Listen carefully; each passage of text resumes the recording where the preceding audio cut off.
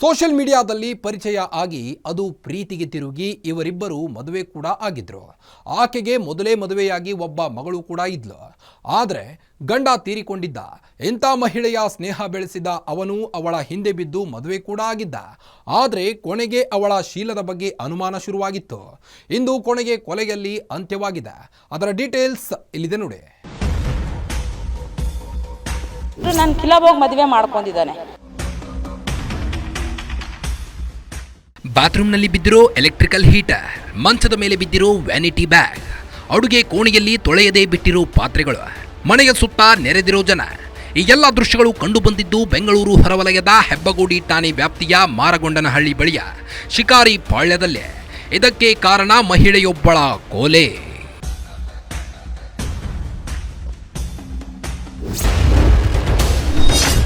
ಬಾಳು ಕೊಡ್ತೀನಿ ಅಂತ ಹಿಂದೆ ಬಿದ್ದವ ಜೀವವನ್ನೇ ತೆಗೆದ. ಪತ್ನಿ ಹತ್ಯೆ ಮಾಡಿ ಕರೆಂಟ್ ಶಾಕ್ ಕತೆ ಕಟ್ಟಿದ್ದ ಪಾಪಿ ಪತಿ. ಈ ಫೋಟೋದಲ್ಲಿರುವ ವ್ಯಕ್ತಿಯ ಹೆಸರು ಪ್ರಶಾಂತ್ ಅಂತ. ಇವನಿಗೆ ಸೋಷಿಯಲ್ ಮೀಡಿಯಾದಲ್ಲಿ ರೇಷ್ಮಾ ಅನ್ನೋ ಮಹಿಳೆಯ ಪರಿಚಯವಾಗಿತ್ತು. ರೇಷ್ಮಾಗೆ ಈ ಹಿಂದೆ ಮದುವೆಯಾಗಿ 15 ವರ್ಷ ಮಗಳಿದ್ದಾಳೆ. ಈಕೆಯ ಪತಿ ಮೃತಪಟ್ಟಿದ್ರು. ಇದನ್ನ ತಿಳಿದುಕೊಂಡ ಪ್ರಶಾಂತ್ ನಿನಗೆ ಬಾಳು ಕೊಡ್ತೀನಿ ಅಂತ ರೇಷ್ಮಾ ಹಿಂದೆ ಬಿದ್ದಿದ್ದ. ಇದಕ್ಕೆ ರೇಷ್ಮಾ ಮನೆಯವರು ವಿರೋಧವನ್ನು ವ್ಯಕ್ತಪಡಿಸಿದ್ರು. ಜೊತೆಗೆ ರೇಷ್ಮಾ ಮಗಳು ಕೂಡ ವಿರೋಧ ವ್ಯಕ್ತಪಡಿಸಿದ್ರು. ಆದರೆ ಇದನ್ಯಾವುದನ್ನ ಲೆಕ್ಕಿಸದೆ ಪ್ರಶಾಂತ್ ಮತ್ತು ರೇಷ್ಮಾ ಹಸೆ ಮನೆ ಏರಿದ್ರಂತೆ. ಆ ಥರ ಹೇಳಿದ್ರು. ಜಸ್ಟ್ ಏನು ಮಾಡ್ಕೊತೀಯ ಮಾಡ್ಕೊ, ನಂಗಂತೂ ಏನು ಹೇಳ್ಬೇಡ ಅಂತ ನಾನು ಹೇಳಿದೆ ಅಮ್ಮನ. ಸ್ಕೂಲ್ ಬಂದುಬಿಟ್ಟು ಹೇಳಿದ್ದು, ನಾನು ಅವತ್ತು ಸ್ಕೂಲಲ್ಲಿದ್ದೆ ಸರ್. ಸ್ಕೂಲಿಗೆ ಬಂದುಬಿಟ್ಟು ಹೇಳಿದ್ದು, ನಾನು ಈ ಥರ ಮದುವೆ ಮಾಡ್ಕೊಳಕ್ಕೆ ಹೋಗ್ತಾಯಿದ್ದೀನಿ, ಏನಂತೀಯ ಅಂತ. ನನಗೇನು ಕೇಳಬೇಡ, ನಿನ್ನ ಲೈಫು ನಿನ್ನ ಜೊತೆ ಇದೆ, ನೀನೇನಾದರೂ ಮಾಡ್ಕೊ ಅಂತ ನಾನು ಹೇಳಿದೆ. ಅವ್ರು ಹೋದ್ರು. ಆವತ್ತಿನ ದಿವಸ ಮದುವೆ ಮಾಡ್ಕೊಳಕ್ಕಂತ ಹೋದ್ರು. ಮತ್ತೆ ರಿಟರ್ನ್ ಬಂದಮೇಲೆ ನಾನು ಅವ್ರ ಜೊತೆ ಹೋಗಲಿಲ್ಲ. ನಾನು ದೊಡ್ಡಮ್ಮ ಮನೆಯಲ್ಲೇ ಇದ್ದೆ. 8-9 ತಿಂಗಳು ಮದುವೆ ಮಾಡ್ಕೋಕೆ ಮುಂಚೆ ನಮ್ಗೆ ಅವನು ಯಾರಂತ ನಮಗೆ ಪರಿಚಯ ಇಲ್ಲ ಸರ್. ಅವನು ನಮ್ಮ ಅವ್ವಂದು ಪುಣ್ಯಕಿತ್ತಿ ಪೂಜೆ ಇಟ್ಕೊಂಡಿದ್ವಿ ಮನೇಲಿ, ಇಲ್ಲೇ ಬೆಂಗಳೂರಲ್ಲೇ. ಅವನು ಒಂದು ದಿವ್ಸ ಬಂದು ನಾನು ಕೇಳಿದೆ ಇವನು ಯಾರು ಅಂತಂದರೆ ಅವನು ನನ್ನ ತಂಗಿ ಏನು ಹೇಳಿಲ್ಲ. ಅವನೇ ಅಂದ, ಇಲ್ಲ ಅಕ್ಕ ನಾನು ರೇಷ್ಮೆ ಇಷ್ಟಪಡ್ತೀನಿ, ನಾನು ಮದುವೆ ಆಗ್ತೀನಿ ಅಂದ. ಇವಾಗ ನಾವೇನು ಮಾತಾಡೋಕ್ಕಾಗಲ್ಲ, ನಮ್ಮ ತಮ್ಮ ಇವಾಗೆ ಸತ್ತು ಹೋಗಿದ್ದಾರೆ, ನನಗಿದು ಏನು ಹೆಸರು ತೆಗಿಬೇಡ ಅಂತಂದೆ. ಆಮೇಲೆ ಒಂದು ತಿಂಗಳು ಬಿಟ್ಟು ಮತ್ತೆ ಬಂದ. ನಮ್ಮ ಅಪ್ಪಾಜಿ ಇದ್ದರು ಇನ್ನು. ಆಮೇಲೆ ಅವ ಬಂದು, ಅಕ್ಕ ನಾನು ರೇಷ್ಮೆಗೆ ಮದುವೆ ಆಗ್ತೀನಪ್ಪ ಅಂತ ನಮ್ಮ ಅಪ್ಪ ಹತ್ರ ಕೇಳಿದೆ. ನಮ್ಮ ಅಪ್ಪ ನನಗಂದ್ರು, ನಮ್ಮ ದೊಡ್ಡ ಮಗಳು ಎಲ್ಲ ಡಿಸಿಷನ್ ತೊಗೋತಾರೆ, ದೊಡ್ಡ ಮಗಳಿಗೆ ಕೇಳಂದ್ರು. ನಾನು ಅಂದೆ, ನಾನು ಆಗ್ಬಿಡಲ್ಲ ಮದುವೆ. ನೋಡು, ನಿನ್ನ ಕಾಸ್ಟ್ ಬೇರೆ, ನಮ್ಮ ಕಾಸ್ಟ್ ಬೇರೆ. ಇನ್ನೂ ಒಂದು ನಮ್ಮ ಮಗಳಿದ್ದಾಳೆ, ಫಸ್ಟ್ ಮದುವೆ ಆಗಿದೆ, ಮಗಳಿದ್ದಾಳೆ, 14 ವರ್ಷ ಮಗಳಿದ್ದಾಳೆ. ಮತ್ತು ನಿನ್ನ ಮದುವೆ ಆದರೆ ಹ್ಯಾಂಗೆ ರೆಸ್ಪಾನ್ಸ್ ಯಾವುದು, ನಾವು ಮದುವೆ ಆಗಕ್ಕೆ ಬಿಡಲ್ಲ. ಎಲ್ಲ ಫುಲ್ಲು ಒಂದು ದಿವಸ ಅವತ್ತು ಇಡೀ ದಿನವೇ ನಾವು ರೇಗಾಡಿದ್ದೀವಿ ಸರ್ ಮನೇಲಿ. ಜಗಳನೇ ಸರ್, ಅವತ್ತು ಬೇಗಿನತ್ತು ನಮ್ಮ ಜಗಳನೇ ಆಗಿದೆ. ಅವನೇನು ಮಾಡ್ದ, ನನ್ನ ಬೆಡ್ರೂಮಲ್ಲಿ ಕೈ ಕೊಯ್ಕೊಂಡ ಹೋಗಿ. ನಾನು ಕಿಲಾಬೋಗಿ ಮದುವೆ ಮಾಡ್ಕೊಂಡಿದ್ದಾನೆ. ಅಂದರೆ ನನ್ನ ಮಗಳಿಗೆ ಕಳ್ಸಲ್ಲ ಅಂದೆ ಸರ್. ನೀನೇನು ಮಾಡ್ಕೋತೀರ, ಸೈರಿ, ಇಬ್ಬರು ಮಾಡಿರಿ, ಇಬ್ಬರು ಸೈರಿ ಅಂದರೆ ಹುಡುಗಿ ಕಳ್ಸಲ್ಲ ನಿಮ್ಮ ಜೊತೆಗೆ. ಹೀಗೆ ನಿನಗೆ ಬಾಳು ಕೊಡ್ತೀನಿ ಅಂತ ರೇಷ್ಮಾ ಹಿಂದೆ ಬಿದ್ದಿದ್ದ ಪ್ರಶಾಂತ್ ಆಕೆಯ ಮನೆಯವರ ವಿರೋಧ ಕಟ್ಟಿಕೊಂಡು ಆಕೆಯನ್ನ ಒರೆಸಿದ್ದ. ಸುಮಾರು 9 ತಿಂಗಳ ಹಿಂದೆ ರೇಷ್ಮಾ ಮದುವೆಯಾಗಿದ್ದ ಪ್ರಶಾಂತ್ ಆರಂಭದಲ್ಲಿ ಚೆನ್ನಾಗಿಯೇ ನೋಡಿಕೊಳ್ತಿದ್ದ. ಆದರೆ ಹೀಗಿದ್ದಾಗ ಪ್ರಶಾಂತನಿಗೆ ರೇಷ್ಮಾಳ ಶೀಲದ ಮೇಲೆ ಅನುಮಾನ ಶುರುವಾಗಿತ್ತು. ಇದೇ ಕಾರಣಕ್ಕೆ ಇಬ್ಬರು ಜಗಳ ಆಡ್ತಿದ್ರಂತೆ. ಆಗ ರೇಷ್ಮಾ ಅಕ್ಕ ರೇಣುಕಾ, ನಿನಗೆ ಆಕೆಯ ಮೇಲೆ ಅನುಮಾನ ಇದ್ರೆ ನನ್ನ ತಂಗಿಯ ಸಂಘ ಬಿಟ್ಟು ಬಿಡು ಅಂತ ಹೇಳ್ತಿದ್ರಂತೆ. ಆದರೂ ಪ್ರಶಾಂತ್ ರೇಷ್ಮಾ ಜೊತೆ ಜೀವನ ನಡೆಸ್ತಿದ್ದ. ಇದೇ ರೀತಿ 3 ದಿನಗಳ ಹಿಂದೆ ಇದೇ ಕಾರಣಕ್ಕೆ ಜಗಳ ನಡೆದು ಪ್ರಶಾಂತ್ ರೇಷ್ಮಾಳ ಕೂತಿಗೆ ಹಿಸುಕಿ ಕೊಲೆ ಮಾಡಿ ಕರೆಂಟ್ ಶಾಕ್ ಕತೆ ಕಟ್ಟಿದ್ದ. ಏನೋ ಫೇಸ್ಬುಕ್ ಅಂತ ಹೇಳಿದ್ರು ಸರ್, ನನಗೂ ಗೊತ್ತಿಲ್ಲ. ಅವ್ರ ಊರೇನು ಏನಂತ ನನಗೆ ಗೊತ್ತಿಲ್ಲ. ಮದುವೆ ಆಗಿದ್ದು ಅವ್ನು ಊರಿಗೆ ಕರ್ಕೊಂಡು ಹೋಗಿ ಅವ್ರ ಮನೆಯಲ್ಲೇ ಮದುವೆ ಆಗಿದ್ದಾನೆ ಇವ ಪ್ರಶಾಂತ. ಒಂದು ಸಾರಿ ಹೇಳಿದ್ದ ಸರ್, ನನ್ನ ಮಾತು ಕೇಳಲ್ಲ, ಫುಲ್ ಬಿಸಿ ಇರುತ್ತೆ ಫೋನ, ಯಾವಾಗ ಯಾರು ಸರಿ ಮಾತಾಡ್ತಾಳೋ ಬಿಸಿ. ನಾನಂದೇ ಮಾತಾಡ್ತಾಳೆ ನಮ್ಮ ತಂಗಿ, ನಿನಗೇನಾದರೂ ಅನುಮಾನ ಇದ್ದರೆ ನೀನು ಬಿಟ್ಟು ಹೋಗಪ್ಪ, ಆಕೆಗೆ ನೀನು ಬಿಟ್ಟು ಹೋಗು, ನೀವು ಗಲಾಟೆ ಮಾಡ್ಕೋಬೇಡಿ, ನೀನು ಬಿಟ್ಟು ನೀನು ಹೋಗು, ನಾನು ನಿಂಗೆ ಸಪೋರ್ಟ್ ಮಾಡ್ತೀನಿ, ನನ್ನ ತಂಗಿಗೆ ಆ ಪಾಡಿಗೆ ಬಿಟ್ಬಿಡು, ನಾನು ಅವ್ರಿಸ್ಕೋತೀನಿ ಅಂತ ಹೇಳಿದ್ದೆ ಸರ್ ನಾನು. ಮದುವೆಯಾದ ಬಳಿಕ ರೇಷ್ಮಾ ಒಡವೆ ಅಡ ಇಟ್ಟಿದ್ದ. ಒಡವೆ ಬಿಡಿಸು ಎಂದಾಗ ಮಾಡುತ್ತಿದ್ದನಂತೆ ಗಲಾಟೆ.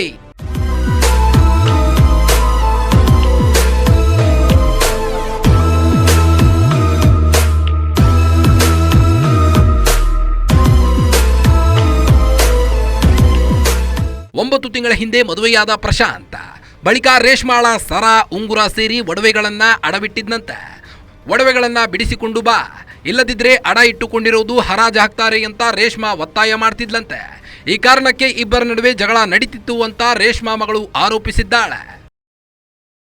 ಹಂಗೆ ಸ್ವಲ್ಪ ಸೆಂಟ್ರಲ್ ಚಿನ್ನ ಸಲುವಾಗಿ ಜಗಳ ಆಡ್ತಾಯಿದ್ರು ಸರ್. ಅದು ಚಿನ್ನ ಅಡ ಇಟ್ಟಿದ್ರು.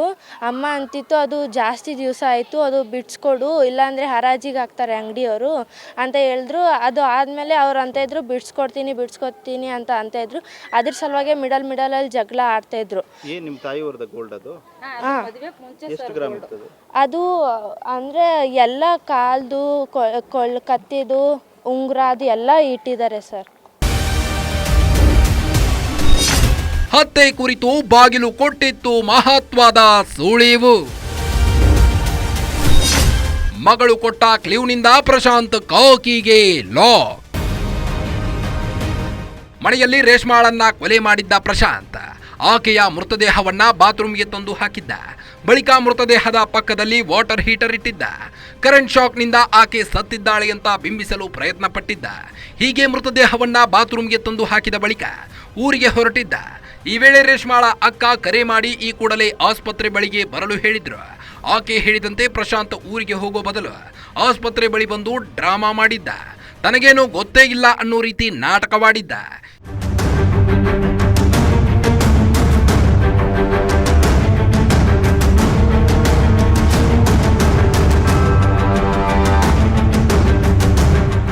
ಯಾರು ಎಷ್ಟೇ ದೊಡ್ಡ ಕ್ರಿಮಿನಲ್ಗಳಾದ್ರೂ ಪಾಪಕೃತ್ಯ ನಡೆದ ಬಳಿಕ ಏನಾದರೂ ಒಂದು ಸುಳಿವು ಬಿಟ್ಟು ಹೋಗಿರ್ತಾರೆ. ಎಂಥ ಸುಳಿವುಗಳೇ ಆರೋಪಿಗಳ ಹೆಡೆಮುರಿ ಕಟ್ಟಲು ನೆರವಾಗುತ್ತೆ. ಇದೇ ರೀತಿ ರೇಷ್ಮಾ ಕೊಲೆ ಪ್ರಕರಣದಲ್ಲೂ ಆಗಿದೆ. ರೇಷ್ಮಾಳ ಮೃತದೇಹವನ್ನ ಸ್ನಾನದ ಕೋಣೆಗೆ ತಂದು ಹಾಕಿದ್ದ ಪ್ರಶಾಂತ್ ಬಾತ್ರೂಮ್ ಬಾಗಿಲನ್ನ ಹೊರಗಿನಿಂದ ಲಾಕ್ ಮಾಡಿಕೊಂಡು ಹೋಗಿದ್ದ.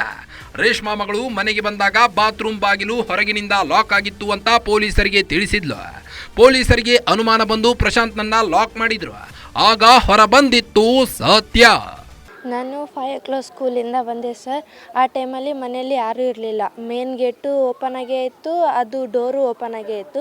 ಜಸ್ಟ್ ವಾಶ್ರೂಮ್ ಡೋರ್ ಒಂದು ಸ್ವಲ್ಪ ಲಾಕ್ ಆಗಿತ್ತು ಆಚೆಯಿಂದ. ನಾನು ಅದು ವಾಶ್ರೂಮ್ ಡೋರ್ ತೆಗೆದೆ. ಕೊಲೆ ಮಾಡಿದ್ದಾನೆ ಅಂತ ರಿಪೋರ್ಟ್ ಬಂದಿದೆ, ಏನು ಹೇಳ್ತಾರೆ?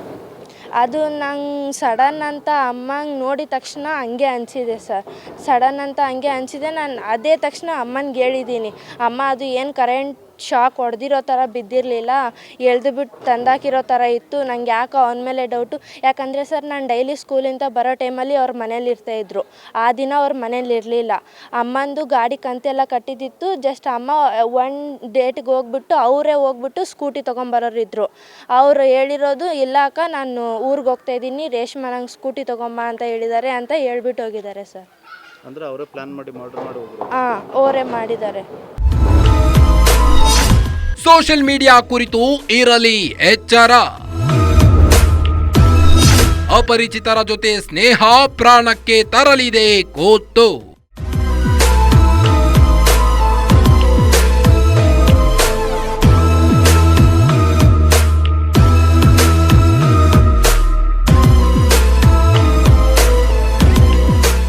ಹೆಬ್ಬಗೋಡಿ ಠಾಣೆ ವ್ಯಾಪ್ತಿಯ ಶಿಕಾರಿಪಾಳ್ಯದಲ್ಲಿ ನಡೆದಿರೋ ರೇಷ್ಮಾ ಹತ್ಯೆ ಕೇಸ್ ಎಲ್ಲರಿಗೂ ಒಂದು ಉದಾಹರಣೆಯಾಗಬೇಕಿದೆ. ಸೋಷಿಯಲ್ ಮೀಡಿಯಾಗಳ ಮೂಲಕ ಪರಿಚಯ ಆಗೋರ ಕುರಿತು ಎಚ್ಚರಿಕೆ ವಹಿಸಬೇಕಿದೆ. ಸೋಷಿಯಲ್ ಮೀಡಿಯಾದಲ್ಲಿ ಪರಿಚಯವಾದ ವ್ಯಕ್ತಿ ಬಾಳು ಕೊಡ್ತೀನಿ ಅಂತ ಆಕೆಯನ್ನ ವರಿಸಿದ್ದ. ಮದುವೆಯಾದ ಬಳಿಕ ಆಕೆಯ ಶೀಲದ ಮೇಲೆ ಸಂಶಯ ಪಡ್ತಿದ್ದ. ಕೊನೆಗೆ ಈ ಅನುಮಾನ ಅನ್ನೋ ಭೂತಕ್ಕೆ ತಾನೇ ಪ್ರೀತಿಸಿ ಮದುವೆಯಾಗಿದ್ದೇನೆ ಅನ್ನೋದನ್ನ ಮರೆತು ರೇಷ್ಮಾಳ ಕೊಲೆ ಮಾಡಿದ್ದಾನೆ. ಹೀಗಾಗಿ ಸೋಷಿಯಲ್ ಮೀಡಿಯಾದಲ್ಲಿ ಅಪರಿಚಿತರ ಜೊತೆ ಸ್ನೇಹ ಮಾಡೋ ಮುನ್ನ ಎಚ್ಚರವಾಗಿರಿ. ಯಾಕಂದ್ರೆ ಕೊನೆಗೆ ಇದೇ ಪರಿಚಯ ನಿಮ್ಮ ಪ್ರಾಣಕ್ಕೆ ಕೂತು ತರೋ ಸಾಧ್ಯತೆಗಳಿವೆ ಅನ್ನೋದಕ್ಕೆ ಈ ಪ್ರಕರಣ ಉತ್ತಮ ಸಾಕ್ಷ್ಯವಾಗಿದೆ.